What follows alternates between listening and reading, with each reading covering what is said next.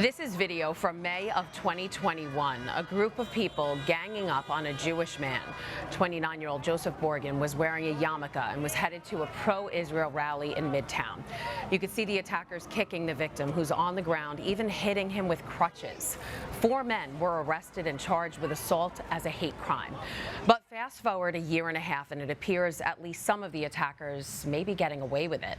The victim's father, Barry Borgen, joins us now. Barry, thanks so much for being here. Thank you for having me. Greatly appreciate it. Barry, it must be really hard to see that video again and again. How is your son doing?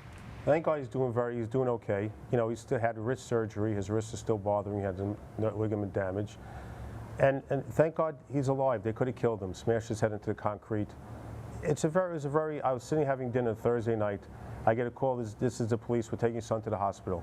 We'll call you when we get there.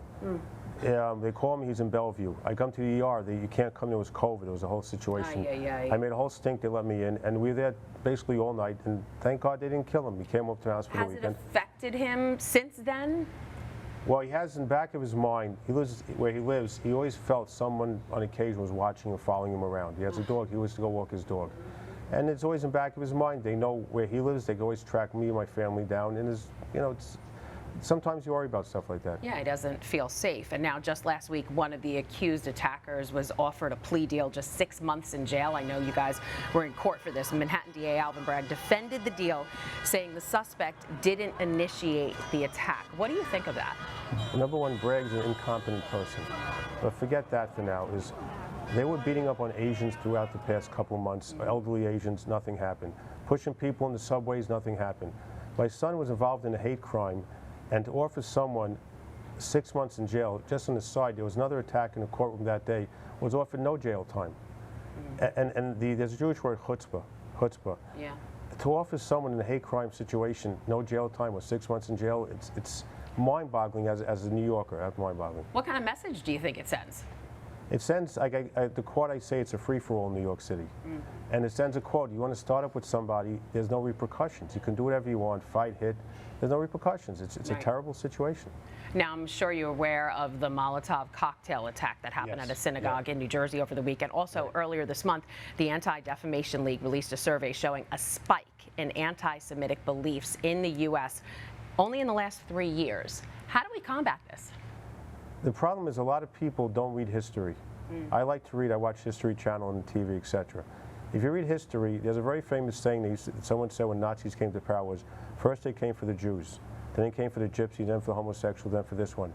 And by the time it came to speak up, there's nobody to speak up.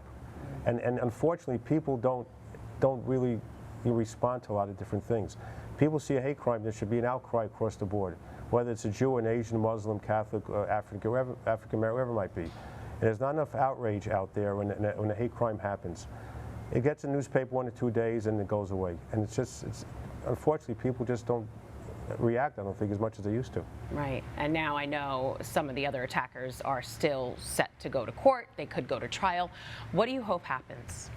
I'd like to see these guys get what's coming to them. An average hate crime sentence should be at minimum 10 years. If you want to give them 5 to 6 years in jail, I get it. But to give someone a walk for a hate crime, no matter who it is wrong. But I feel what should have been is the feds should have taken this case from the outset.